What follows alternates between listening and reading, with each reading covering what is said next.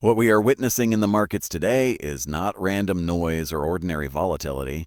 It is the convergence of two powerful, predictive forces, a deteriorating macroeconomic liquidity environment and a rare high-time-frame technical pattern. Individually, each factor is concerning. Together, they form a perfect storm that historically signals a prolonged period of downward pressure and consolidation for risk assets, particularly cryptocurrencies. This is not about a single bad news day or a flash crash. It is about a fundamental shift in the underlying conditions that have supported asset prices. Let's first dissect the macroeconomic pivot, which is the foundation of this shift. For months, market participants operated with an expectation, a hope, really, that the Federal Reserve would provide relief through interest rate cuts. This expectation acted as a psychological cushion supporting valuations with the promise of future, cheaper liquidity. That cushion has now been violently pulled away. The market has decisively repriced, moving from anticipation of cuts to pricing in a complete and total policy pause. This is a seismic change in narrative. The implications are profound. A pause means the era of tightening monetary policy is not officially over. The pressure valve is not being released. It means the high cost of capital persists, restricting the flow of easy money that has historically fueled speculative booms in technology and crypto assets. Liquidity, the lifeblood of financial markets, begins to contract passively as existing tightening measures work their way fully through the system. We must ask, what happens to highly speculative, growth-dependent assets when the cost of money remains high and liquidity stops expanding? History provides a clear answer. They deflate. They enter a phase where valuations are slowly, methodically reassessed downward against a backdrop of scarcer capital. Now, layer onto this bleak macro picture the chilling evidence from the charts. Technical analysis, at its core, is the study of market psychology and collective human behavior etched onto price graphs. On the long-term 2-month chart of the flagship cryptocurrency, a specific and exceptionally rare pattern has emerged. This is not a pattern you see on a daily or weekly chart. This is a high time frame signal that forms over quarters, not days. Its rarity is what gives it weight. Appearing only a handful of times in the asset's entire history, this pattern is a hallmark of major trend exhaustion. Every single prior occurrence of this pattern was not a blip, it was a precursor. It marked a key inflection point where a powerful bullish trend ran out of momentum and reversed into a significant, sustained corrective phase. These were not 2-week pullbacks. They were multi-month, often painful, journeys to lower price discovery. The pattern acts as a long-term warning siren, indicating that the underlying supply and demand dynamics have shifted at a structural level. When such a signal appears on a macro chart, it suggests the rally was not just paused, but fundamentally broken.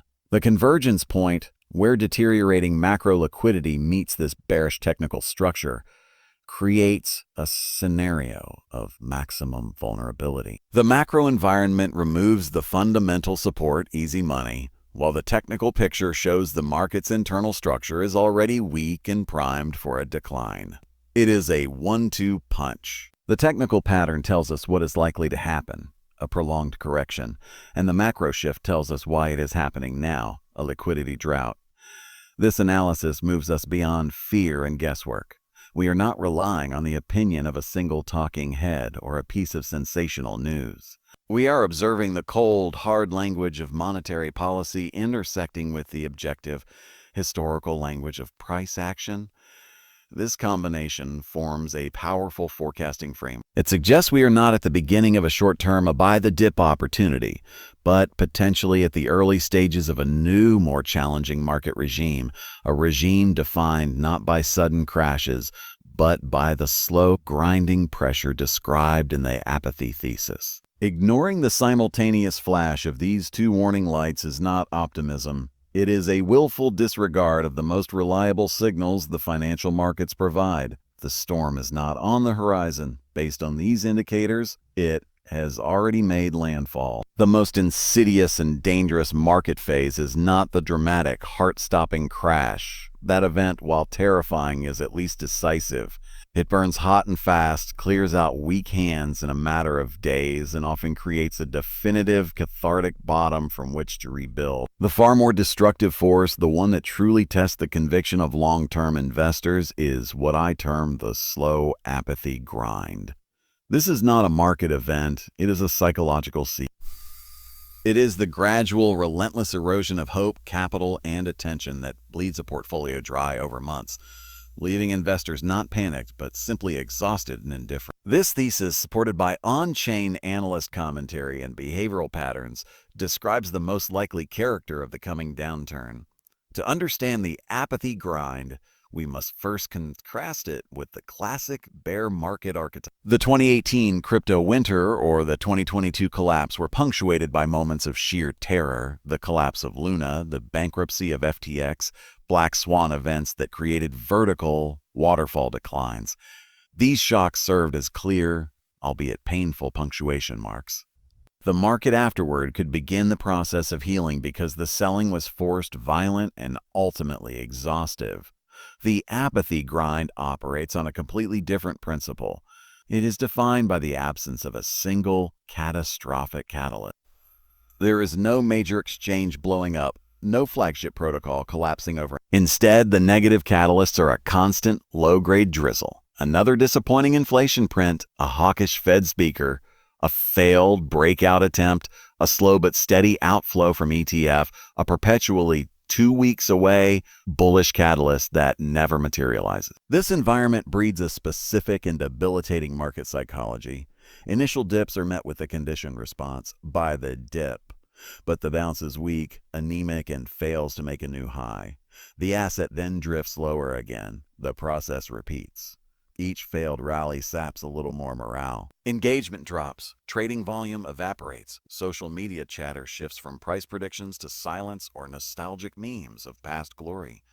This is the grind. Investors aren't selling because they're afraid of a crash. They're selling because they're bored, because they've lost faith in any near-term upside, and because their capital feels trapped and unproductive.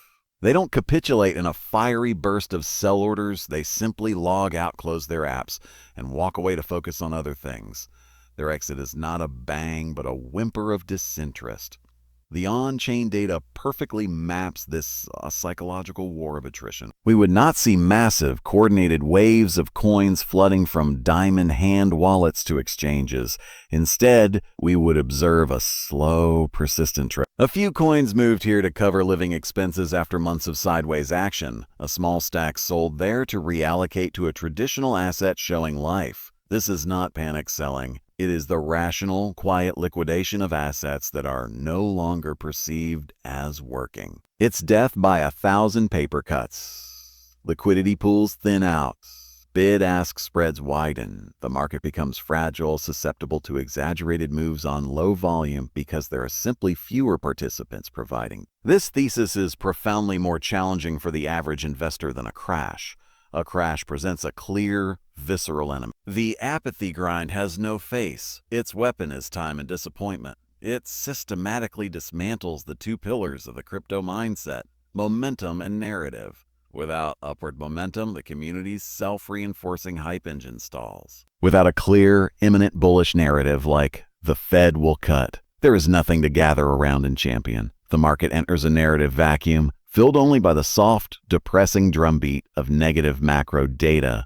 Look, ultimately, the slow apathy grind is a test of genuine, long-term belief versus short-term, momentum-chasing speculation.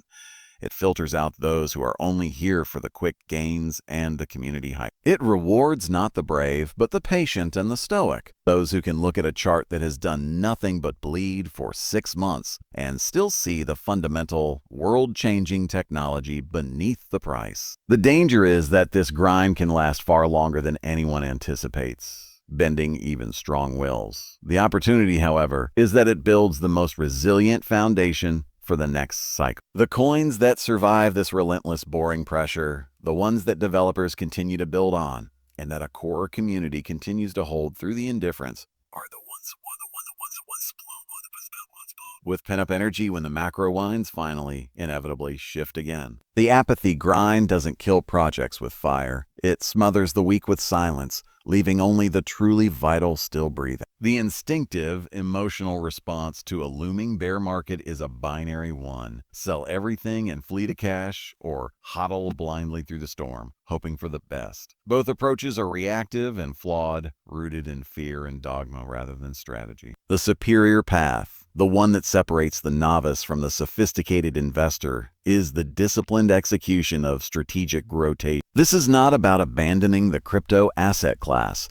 It is about intelligently reallocating capital within the ecosystem and into complementary external assets to preserve wealth, reduce risk, and position for ultimate outperformance when the cycle turns. It is the art of playing defense in a way that sets up a powerful offense. Foundational principle of strategic rotation is the understanding that not all digital assets are created equal and they do not move in perfect unison, especially during periods of macro stress. A blanket sell everything approach ignores critical historical divergences. The most instructive example comes from the last comparable shift in the monetary landscape, the end of the quantitative tightening QT cycle in 2019. During that period, as liquidity contracted and a broader downturn took hold, a fascinating divergence occurred. While Bitcoin and most of the crypto market bled, Ethereum, representing the smart contract platform narrative, began to outperform. It didn't just fall less. On the FBTC chart, it entered a sustained multi-year uptrend. This was not a random anomaly. It signaled that within a struggling ecosystem, capital was making a qualitative judgment. It was flowing away from the pure digital gold monetary narrative and towards the platform seen as the foundational engine for the next wave of application, development, and utility. This historical precedent provides our strategic blueprint for the coming phase. The goal is not to exit, but to rotate towards quality and fundamental resilience.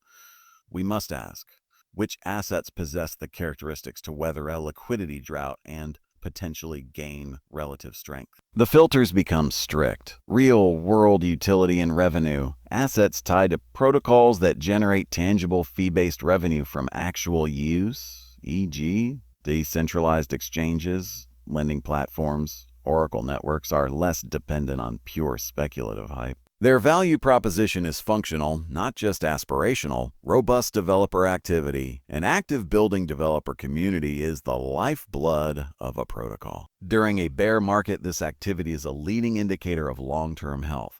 While traders check out, builders build.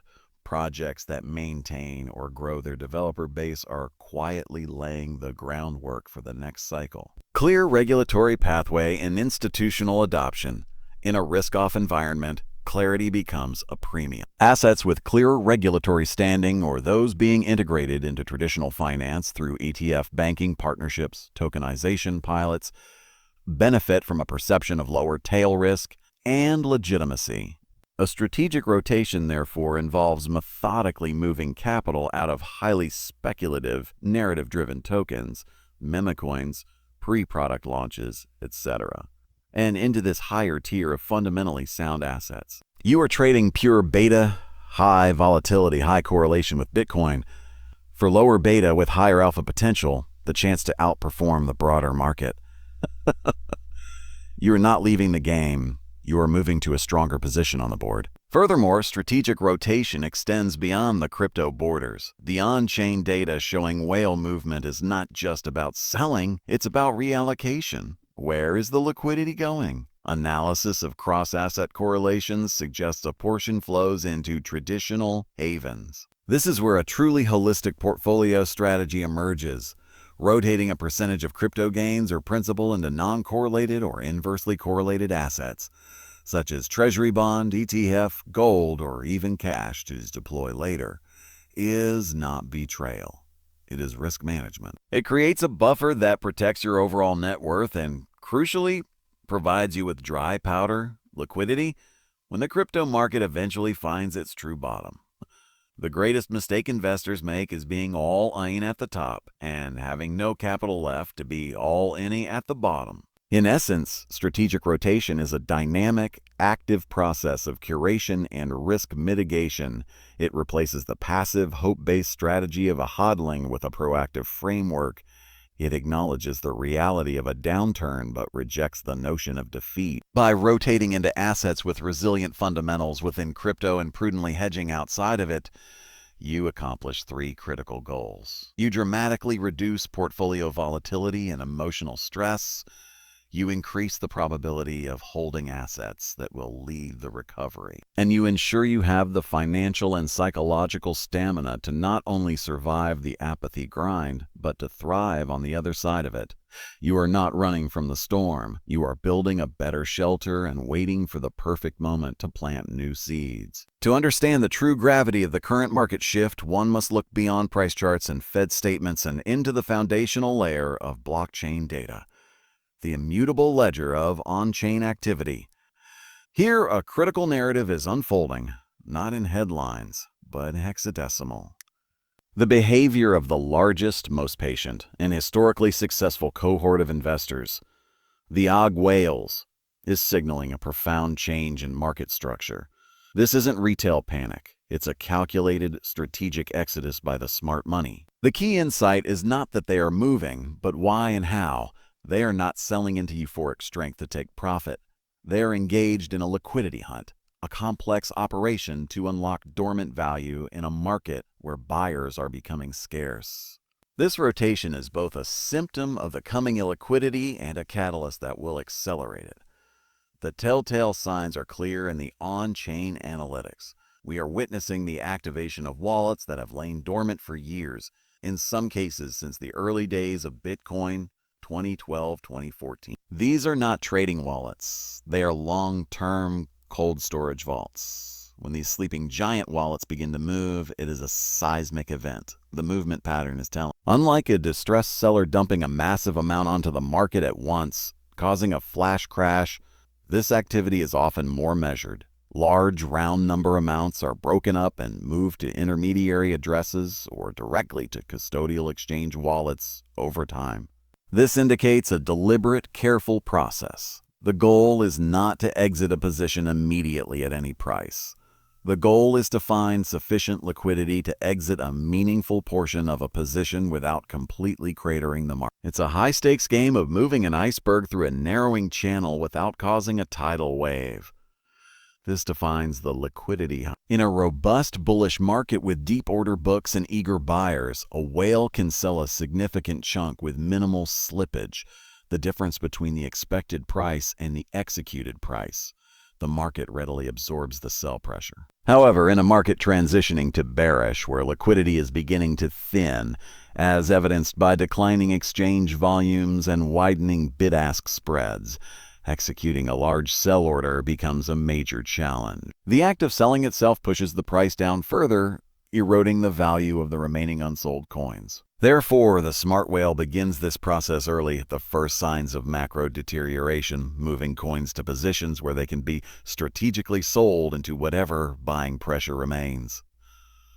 They are proactively seeking the last pools of deep liquidity before they dry up. Where is this unlocked capital flowing? The on-chain to off-chain trail is complex, but correlation and logic point to a few primary destinations.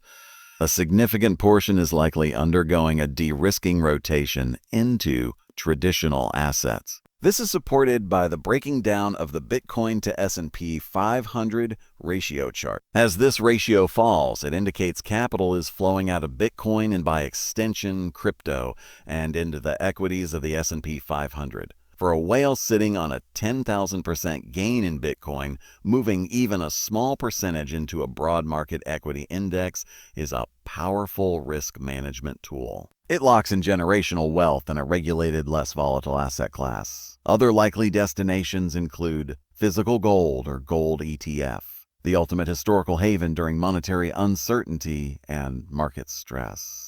Short-term treasury bills, offering a risk-free yield while providing maximum liquidity and safe stablecoins temporarily, not as an end destination, but as a parking bay within the crypto ecosystem, waiting to be redeployed at much lower asset prices, a tactic known as going to the sidelines within the market itself. The psychological and market impact of this whale rotation cannot be overstated. First, it acts as a persistent overhead supply pressure that caps every rally. Any significant price move upward is met with selling from entities finally getting their liquidity at a better price. Second, it destroys the diamond hands narrative that retail investors cling to. When the legendary anonymous holders from 2013 start moving, it sends a chilling message. The people who have held through everything before are selling now. Why aren't you? This erodes the fundamental HODL conviction that underpins bull markets. Ultimately, the whale rotation is a masterclass in capital preservation and timing. These entities are not motivated by monthly rent payments or FOMO. They operate on generational time horizons and with access to sophisticated macro analysis. Their move is a powerful, data-driven vote of no confidence in the near-term liquidity and price outlook for crypto assets. By decoding their actions, not as panic, but as a deliberate early-stage liquidity hunt, we gain a crucial leading indicator. It tells us that the market's foundational holders see the same macro and technical warnings we do, and they are acting accordingly. Their exit is slow, smart, and devastatingly effective. For the retail investor, the lesson is clear. When the whales start a quiet, strategic retreat from the shore, it's not the time to be building your sandcastle at the high tide line. It's time to observe where they are heading and ensure you are not left holding an asset whose deepest pools of support are being systematically drained. In the face of converging storm signals, the macro pivot, the technical warnings, the whale exodus, and the grinding psychology of apathy, the natural human response is paralysis or panic. The prepared minority portfolio strategy is the deliberate, systematic antidote to that paralysis. It is not a prediction of exact prices, nor a guaranteed path to profits. It is a framework for survival and strategic positioning, an architectural blueprint for a portfolio that can withstand prolonged pressure and emerge ready to capitalize on the inevitable recovery. This strategy is built on two core, interdependent pillars: defensive capital allocation and the patient identification of a singular catalytic macro signal for re-entry. It is the operational manual for becoming part of the prepared minority. The first and most critical component is the defensive capital structure. The emotional and financial wreckage of past cycles is littered with portfolios that were all in at the peak. The 100% HODL mantra, while powerful in a bull market, is a form of strategic bankruptcy in a bear phase. It relinquishes all agency, all optionality. The prepared minority strategy advocates for a deliberate, rule-based allocation. My analysis of previous cycle pivots suggests anchoring with a core, non-negotiable position around 30% in your highest conviction, fundamentally sound crypto assets. This is not a random number. This allocation serves multiple psychological and strategic purposes. It keeps you in the game. A 0% allocation risks missing the bottom entirely due to emotional whiplash or simple inattention. A 30% stake ensures you maintain skin in the game, forcing you to pay attention to the market's evolution and preserving your connection to the asset class. It manages emotional risk. Watching a portfolio drop 50% is traumatic. Watching a 30% slice of your portfolio drop 50% while the other 70% is preserved or working elsewhere is manageable. It prevents the despair-induced selling at the absolute lows. It provides dry powder. The explicit corollary of a 30% crypto anchor is that 70% of your capital is strategically redeployed. This is not cash on the sidelines in a savings account. This is active defensive capital. Its purpose is threefold: preservation in assets like short-term treasuries, money markets, or gold, hedging through positions that may profit from or are uncorrelated to a crypto downturn, and most importantly, future deployment. This 70% is your strategic reserve, your ammunition for the true buying opportunity. This brings us to the second pillar: the disciplined patience for a clear, unambiguous macro signal to redeploy.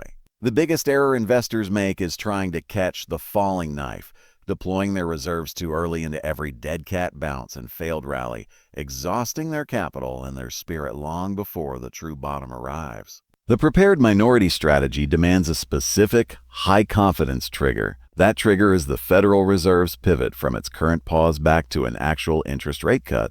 Why this signal? Because it is the direct reversal of the poison currently entering the system.